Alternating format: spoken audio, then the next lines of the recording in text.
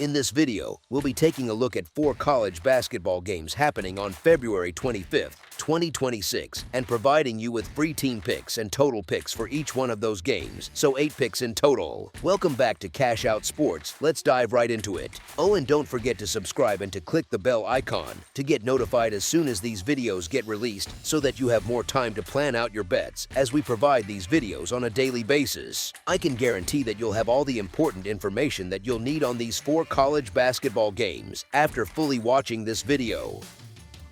One more thing before we start, if you would like to gain access to our best exclusive sports picks to take your journey to the next level, then check out our Patreon in the link down below, where we offer our best single picks, parlay picks, and much more. Now let's get started. Xavier versus Providence. This Big East undercard feels like one of those games where the records on the screen do not quite match the story on the floor. Xavier shows up at 13-14 overall, 5-11 in league play. Providence is sitting at 12-15, also 5-11 in conference. Yet the market is pretty comfortable making the Friars a solid home favorite. On the surface, it sounds reasonable.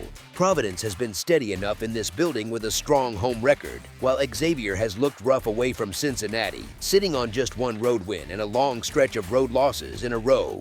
If you only glance at those numbers, you can talk yourself into the idea that the home side should win comfortably. Once you start peeling back how those results actually happened, the picture is not so simple. Xavier's overall scoring margin is basically a coin flip. They score around 78 points a night and allow just over 79, which is not how a true doormat usually looks. That profile belongs more to a team that hangs around, not one that gets run out of the gym every time it travels. A good chunk of those road losses are razor-thin anyway, one-possession endings, overtime trips at ranked opponents, and a schedule that seems to specialize in thanks for coming. Here is another top 25 test kind of spots. Providence, on the other hand, plays with a lot of fireworks on offense and a lot of faith on defense. They put up close to 87 points per game and give up nearly 85, which basically screams, "We will sort it out with the ball." That kind of volatility has already burned them at home. There was that night they somehow blew a 21-point second-half lead to Georgetown and still lost 81-78 in this same arena, which is the sort of collapse that sticks in the mind when you think about laying a big margin. These teams have already shown us this matchup once. Back on January 10th, Xavier dropped 97 on Providence in a 97-84 win, and that came in a game where the Friars actually closed as slight favorites.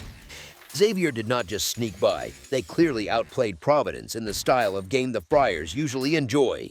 Put it all together and you have a high-variance home favorite that loves to run and score but leaves the back door to a cover wide open, facing a road team whose win-loss record looks uglier than what you see on a possession-by-possession basis. The whole Providence should get right after that first loss. Angle is mostly a narrative. The data we have says both teams have clear flaws, but only one side is being asked to win this thing by a real margin. With that context, and with Xavier having already shown it can live comfortably in this up-tempo matchup, grabbing this many points with the road dog has plenty of appeal. As our first pick for this matchup, the Xavier Musketeers to cover the spread as underdogs is our full game side pick. This total number is not sneaking past anyone. It is a huge figure that clearly anticipates a track meet. Odds makers are basically acknowledging, if you insist on playing arcade style, we will price it like arcade style. On first glance, a total that high looks absurd. Then you remember what these two teams actually do every night. Providence is one of the purest score now, ask questions later outfits in the country. They sit near the top of Division I in points scored and near the bottom in points allowed, which is a wild combination that turns most games into chaos. Xavier, under its current staff, is perfectly content to trade early clock threes and quick drives if that is how the game shapes up, especially in a league full of physical defenses where getting out and running can feel like a relief. Their numbers around 78 scored and just over 79 allowed fit right into this script. We have already seen a real-world stress test for a lofty total between these two. In that first meeting, the books hung a number in the mid-160s and these teams cruised past it to a combined 181 points, and they did it without any double overtime weirdness. Providence games keep backing up that general story. There was the 103-98 shootout with UConn that landed at 201, and plenty of other nights where the Friars' offense lights up the scoreboard while their defense politely steps aside. A total this big always lives with the fear of that dreaded 4-minute scoring drought. One cold spell, a few empty trips, and the over suddenly feels like a bad idea. That risk is real, and it is baked into every decision on a number like this. Still, stylistically, both coaches are nudged toward what they already prefer. Providence wants pace and rhythm to juice that elite offense. Xavier will usually be happier running than grinding through half-court rock fights while dealing with a loud Big East Road crowd. Neither side has shown a consistent knack for stacking stops for a full 40 minutes. If this game finds its natural tempo for even 30 or so minutes, you do not need perfection to flirt with the 170s again. You just need a normal level of Providence chaos and an Xavier team that keeps contributing on the scoreboard instead of fading away. In that light, the huge total starts to feel less like a trap and more like an honest reflection of who these teams are when they share the floor. As our second pick for this matchup, over the projected total is our full game total pick.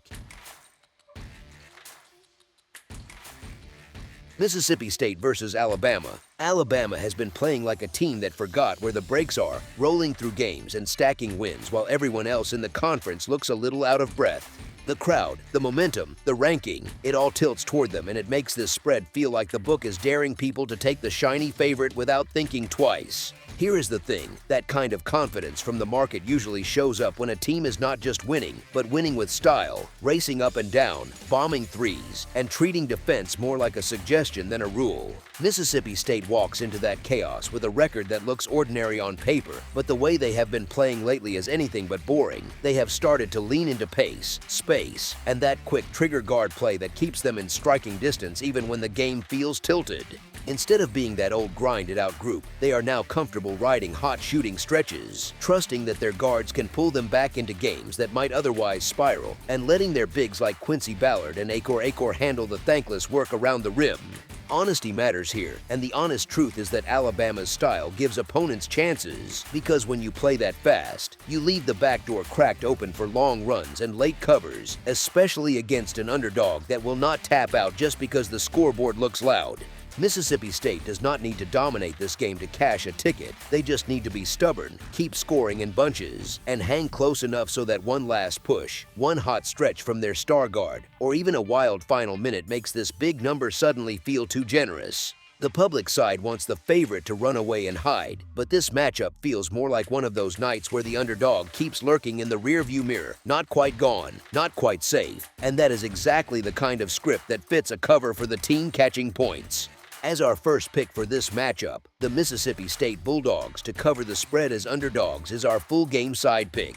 Mississippi State and Alabama are not exactly shy about putting the ball in the air, and this total number on the board reflects that. It almost looks cartoonish at first glance. Then you remember how these two like to play and suddenly it feels a lot more reasonable. The favorite wants a track meet. That is the whole identity. Push the ball, launch early threes, keep pressure on the rim, and live with whatever comes on the other end. And that kind of philosophy usually turns a simple college game into something that feels closer to a summer run at a packed gym. Mississippi State has shifted into that mode too, leaning heavily on Josh Hubbard's fearless shooting, letting him pull from deep, off the dribble, in transition, and building an offense around the idea that trading baskets is not a problem, it is a strategy. Even with Jaden Epps dealing with his knee and hovering in that frustrating gray area where nobody can quite promise what his minutes will look like, the pattern lately has been clear. More responsibility on Hubbard, more spacing, more possessions that end in quick shots instead of long, grinding sets. The funny thing is that you would think such a huge number on the total might scare people away, but with these two styles, it almost feels like the bar is being set where their personalities live, not where a typical college game lives. Alabama keeps pushing even with a lead, not because they have to, but because that is how they are wired, and Mississippi State has already shown it can live in games where both teams stretch into the 80s and 90s without blinking. Whether this one stays tight or swings around in wild runs, the constant theme is pace and aggression on offense, and when both sides are committed to running, shooting, and attacking for the entire 40 minutes, it becomes much easier to see this game climbing past a lofty number rather than stalling out quietly. As our second pick for this matchup, over the projected total is our full game total pick.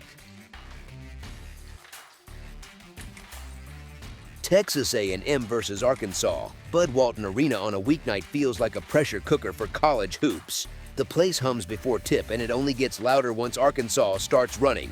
The home team is treated like the heavyweight in this matchup, and the crowd buys into that story from the opening introductions. On paper, it is easy to see why. A top-tier ranking vibe, a strong record in league play, and a home floor that has turned plenty of visiting teams into background characters. The Arkansas offense likes to strut a little. The ball zips from side to side, shooters float out to the corners, and the spacing makes drives look almost scripted. They share it, they finish at the rim, and the whole thing looks very polished when they get into rhythm. The catch is that the rotation is not very deep. The same core guys soak up a lot of minutes, and long, high-tempo stretches can start to show on their legs by the final media timeout. That is especially true when opponents refuse to play the polite guest and keep pushing back. Texas A&M walks into that environment with a very different personality. The Aggies lean into pressure, they enjoy full-court chaos, and they treat your half-court sets like a puzzle they would rather scatter all over the floor. They press, they trap, they gamble in the passing lanes, and they are comfortable living with a little mess if it means more turnovers and more quick chances the other way. Offensively, they are not shy about scoring in bunches, with a style that values tempo, pace, and a healthy amount of three-point attempts. It is less about running the prettiest set and more about hitting you again before you can reset. That kind of approach is annoying enough for average conference teams, but it becomes especially dangerous when it targets a favorite that plays a short bench. A&M can string together runs, throw a scare into the building, and even if Arkansas lands its own punches, the Aggies have the tools to hang around within that key scoring window. Honestly, this has the feel of a classic underdog script, where the crowd expects a comfortable margin, but the game never quite cooperates with that story. As our first pick for this matchup, the Texas A&M Aggies to cover the spread as underdogs is our full game side pick.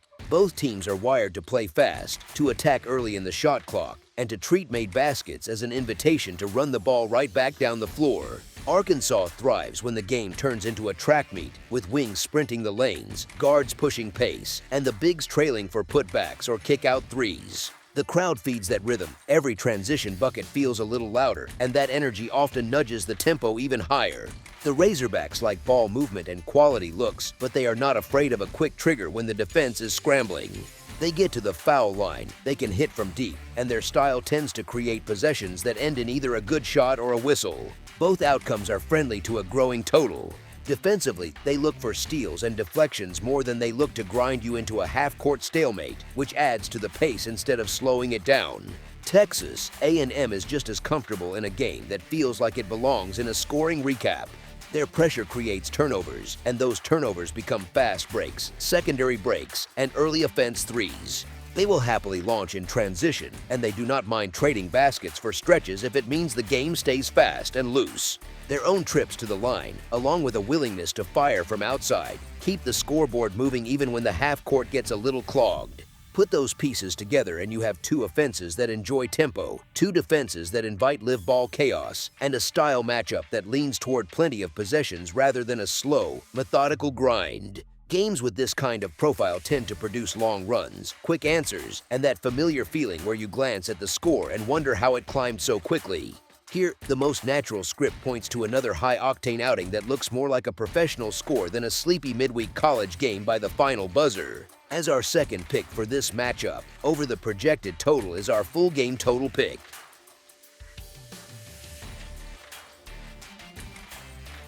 Portland versus Gonzaga. This one in Spokane feels like the kind of spot where a powerhouse either makes a statement or gets embarrassed, and Gonzaga is not really in the business of getting embarrassed at home on senior night.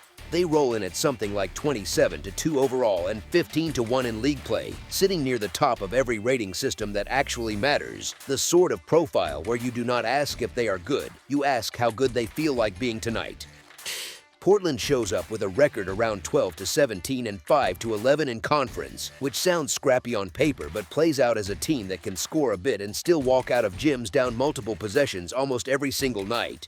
The number on this game is large enough that casual bettors glance at it and think, no way they win by that much again, which is usually the first sign the favorite might just do exactly that. Portland has a bad habit of going on the road, hanging around for 10 minutes, then getting caught in an avalanche, like that heavy loss at Washington State where the game turned into a three-point shooting exhibition they could not keep up with, or the trip to Pacific where the offense looked stuck in mud while the score kept stretching out. That pattern matters here because Gonzaga, especially in this building, loves to turn small leads into full-on runaways, and they have the crowd to fuel it. The kennel is noisy, loud, and honestly feels personal when the home side smells blood. There is also the storyline angle that bettors quietly care about even if they pretend everything is just numbers on a spreadsheet. Portland already pulled off that shocker earlier this month, the one where they took down Gonzaga in a high-scoring stunner after being a huge underdog, and that is the kind of result that sticks in a locker room and on a whiteboard. Now layer in senior night, the last regular season home game before the conference tournament, and the fact that Gonzaga is closing out their final season in this league before heading to a new conference, and you get an emotional cocktail that usually tilts toward focus, not relaxation. Stylistically, the matchup feels like someone turned all the dials in Gonzaga's favor. Their defense pressures the ball, stacks up forced turnovers, and runs shooters off the line, while Portland tends to cough it up and surrender clean looks from three far too often. A brutal mix when the crowd is roaring every time a pass hangs in the air a second too long.